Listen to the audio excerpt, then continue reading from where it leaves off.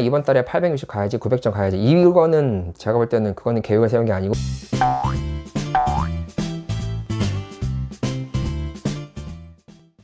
안녕하십니까, 김영환 강사입니다.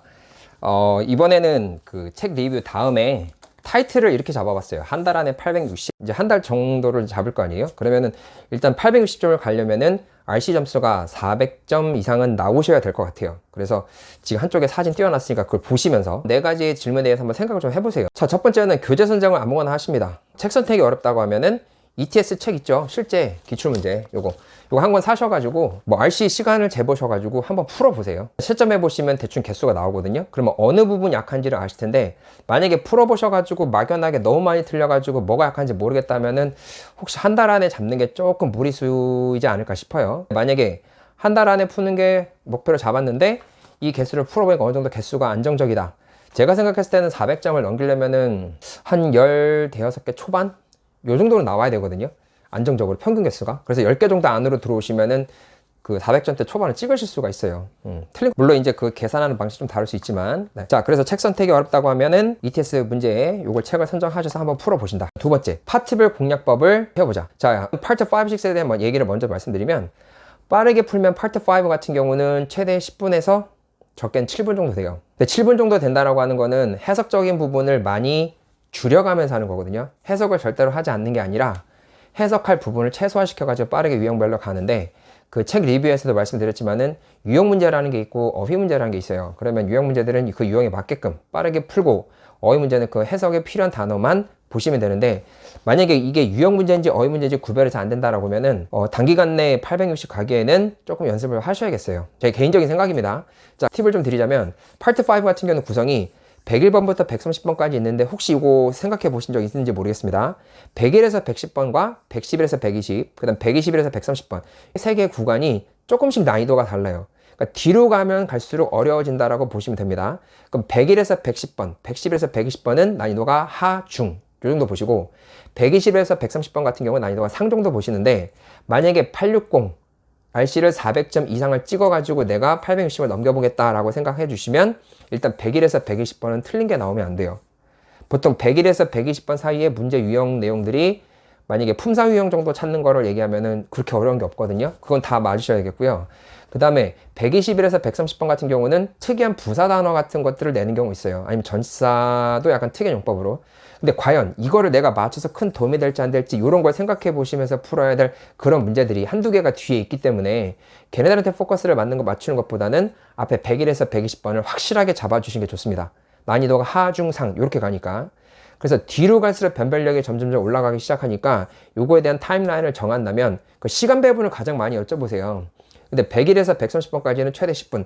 10분을 넘어가면은 뭐 나쁜 건 아닌데, 만약에 101에서 130번에 10분 넘어가게 되면 파트 6나 파트 7에서 시간이 모자르게 됩니다.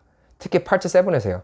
5는 해석을 최소화시키고, 안 한다기보다는 최소화시키고, 6는 해석을 다 하셔야 될 것 같고요. 7도 일정 구간을 해석을 하셔야 되기 때문에 5에서 너무 많은 시간을 뺏기게 되면은 방법이 따로 없어요. 그러면은 한 달 안에 가는 거는 조금 힘들어 보입니다. 그래서 그 문제 구간마다 난이도가 배분돼 있으니 내가 지금 어느 구간에서 많이 틀린지를 한번 오답 체크를 한번 해보시는 것도 큰 도움이 될 것 같아요. 해설지를 보고 어휘 문제인지 유형 문제인지 이게 판단이 돼야 되는데, 책 리뷰에서 얘기했지만은 ETS나 아니면 토마토 책 같은 경우는 이게 어휘 문제인지 유형 문제인지 이렇게 구별이 되어 있다고 했죠. 그럼 어휘 같은 경우는 단어를 덩어리를 외우시면 돼요.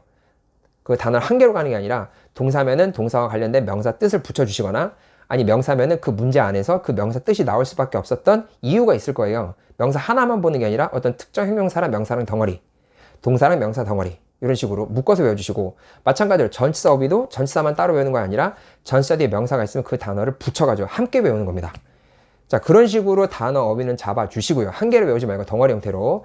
그 다음 유형이라고 말하는 거는, 이거는 그 내신 영어에서 많이 해보셨을 텐데, 주어 동사 목적어를 이렇게 막 그 빗금치면서 나누잖아요. 자, 그 방법을 좀 하셔도 좋아요.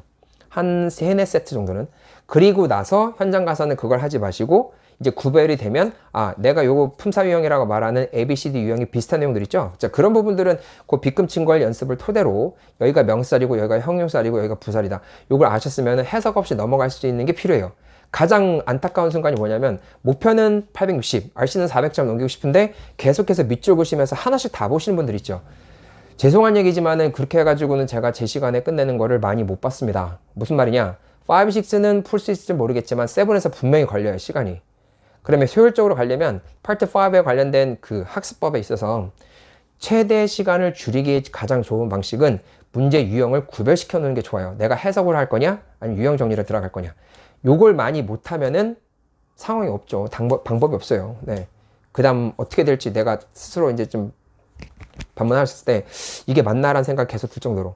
그래서 홍공을 하실 때 그 부분을 좀 신경 쓰셔야겠어요. 네. 뭐 영상 보시고 저한테 개인적으로 메일이나 아니면 댓글 같은 거 물어보셔도 상관없습니다. 4번이 가장 중요한 얘기 같은데, 무조건 나는 이번 달에 860을 찍어야겠습니다. 무조건 이번 달에 900점을 찍어야겠습니다. 자, 좋은 동기부여고 좋은 목표 설정인데요.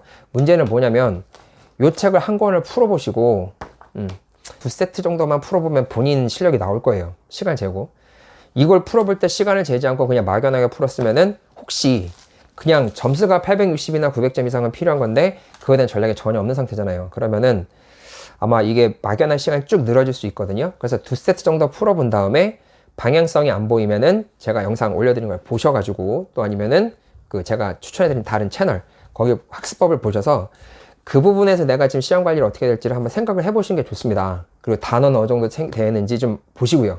근데 만약에 해설지를 봐도 이게 단어 유형이다, 아니면 뭐 품사 유형이다, 이렇게 얘기하는데 전혀 무슨 말인지 구별 안 되고 오로지 그냥 처음부터 끝까지 다 해석만 하고 있다든지, 문법 문제를 물어보는데 문법을 너무 많이 몰라가지고 내가 문법책을 처음부터 다시 봐야겠다. 제가 볼 때는 그 생각은 반대예요. 이거는 이제 그 학습법을 전달하는 사람마다 다를 수 있는데, 제 개인적인 생각으로는 문법을 약하다고 해서 문법을 처음부터 다시 보는 거는 반대입니다. 뭐 기초적인 과정을 볼 수 있는 게 뭐 무료 강좌가 있으면 더 좋고요. 아니면 문법책을 따로 사지 마시고, 만약에 지금 요 책을 만약에 풀었는데 너무 많이 모르겠다라고 하면은 기초책을 한 권 갖고 계셔도 괜찮아요. 그 토익 입문서 그걸 보시면서 접근하셔도 좋거든요. 굳이 이렇게 뭐 인강을 등록하거나 학원을 등록하지 않더라도. 근데 문제는 너무 문법이 안 돼 있어 가지고, 토익 문법이 아닌 그냥 문법책이 있는 거 있죠, 영문법. 그 책은 사지 말고요.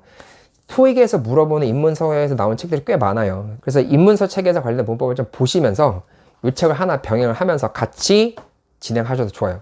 막연하게 그냥 이번 달에 860 가야지, 900점 가야지, 이거는 제가 볼 때는 그거는 계획을 세운 게 아니고 그냥 목표가 그런 거지 전혀 신빙성이 없을 수 있습니다. 그러면은 2-3세트 풀어본 다음에 내가 어느 정도 현재 시점인지를 아시는 게 중요하니까, 일단은 지금 그 질문을 4개 더 드렸죠. 교재 선정이 되어 있는지, 그 다음에 파트별 공략법이 있는지, 그 다음에 해설지를 보고 어휘인지 유형인지 이게 판단이 되시는지, 그 다음에 무조건 혹시 860을 잡으신 거 아닌지, 이 4개에 대한 퀘스천에 대해서 본인이 어느 정도 답을 세워놨으면 그 다음 파트 5는 크게 문제가 되지 않을 것 같아요. 다시 한번 생각해 보시고, 그리고 나서 다음번에 영상 올릴 때는 파트 6나 파트 7에 관한 그 대비법, 그거에 대한 리뷰도 한번 만들어 보겠습니다.